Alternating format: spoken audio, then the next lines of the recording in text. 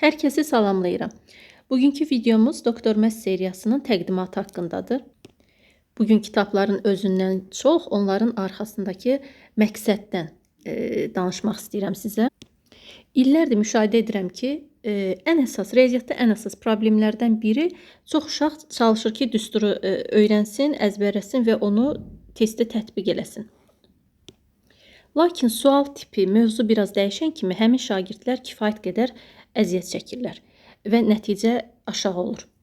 Məhz buna görə riyaziyyatı anlamadan əzbərləyərək deyil də, onu anlayaraq, düşünərək, məntiqlə qavrayıb sonra tətbiq etməyə çalışmağı üzərimə məqsəd qoydum. Ümid edirəm ki, Doktor Məs seriyasının buna müəyyən qədər nail olmuşam və sizdən olan geri dönüşlərə, möhtəşəm rəylərinizə görə bunu az-çox artıq görmək mümkündür. Hər birinizə təşəkkür edirəm. İndi bu videoda Doktor Məs 1, 2 və 3 haqqında ayrı-ayrı hərəsi haqqında ətraflı məlumat verəcəm.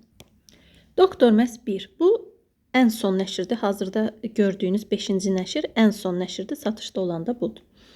Və əsasən təməldən başlayır. 5-ci sinifin proqramından etibarən mündəricatı da göstərəcəm. Təməli möhkəmləndirmək üçün birinci hissə mütləq lazımdır.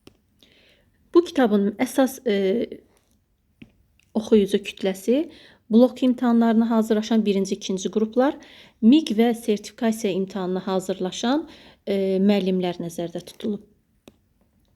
Mövzular bütün riyaziyyat proqramını geniş şəkildə əhatə edir. Öz xüsusi metodumla yazmışam. Çalışmışam ki, kitabı oxuyan, öyrənməyə, araşdırmağa çalışan hər kəs sadəcə tək kitabı oxuyanda belə özü bir 70%, 80% mövzunu qavraya bilsin.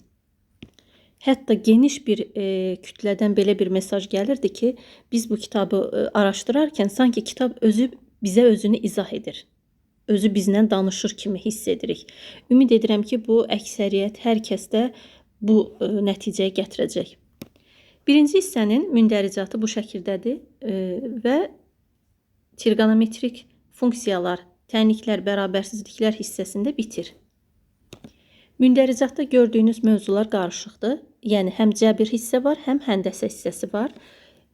Öz proqrama uyğun yazmışam kitabı. Məsələn, hazırlığı keçərkən, öyrədərkən riyaziyyatı, natural ədədlər, çoxluqlar, aydınlıq kəsirlər, sonra həndəsənin əsas anlayışları, yəni kurikulum sisteminə əsaslanaraq yazılıb ki, o ardıcıllıqla ümumi riyaziyyatı qavramaq mümkün olsun.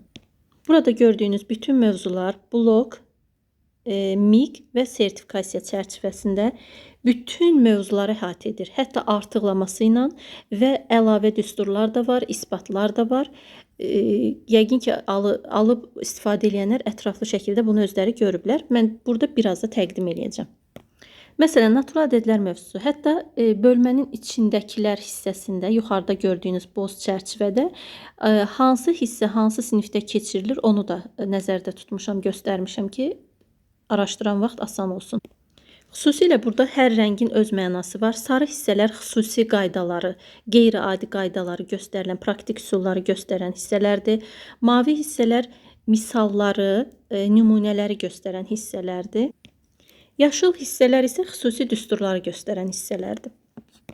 Kitabı oxuyub araşdırarkən özünüz də görəcəksiniz ki, demək olar MİQ, sertifikasiya blok imtahanlarında ən çətin, ən qeyri-adi, maraqlı sualların qaydaları açıq, aydın, izahlı və isbat olunaraq verilmişdir. Hətta hər birinə aid nümunə də var. Dediyim kimi, mavi hissələr həmin nümunələri göstərir. Hər bir mövzunun başlıqdan sonra mütləq bölmənin içindəki hissələri göstərilmişdir. Hətta həmin bölmənin içindəkilərin səhifələri də qarşısında göstərilib.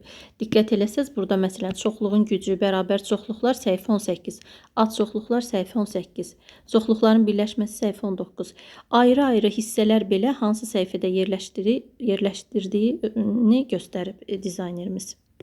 Həmçinin dərsdə şagirdlərimlə istifadə elədiyim, müdavimlərlə istifadə elədiyim xüsusi metodlar var ki, nisbətən o həmin mövzunu, həmin misal nümunələrini asanlaşdırır. Onların hər birini bacardığım qədər kitabda aydın şəkildə göstərmişəm.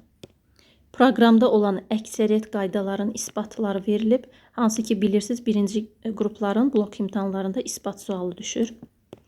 Bundan əlavə də riyaziyyatı daha yaxşı, daha dərin qavramaq üçün, xüsusilə müəllimlər üçün nəzərdə tuturam, qaydaların isbatını bilmək çox vacibdir. Beləliklə, birinci hissə mündəricatda gördüyünüz mövzular əhatəsində tamamilə bütün proqramı tam əhatə edir, hətta artıqlaması ilə hər birinizə kifayət qədər də kömək olacaqdır.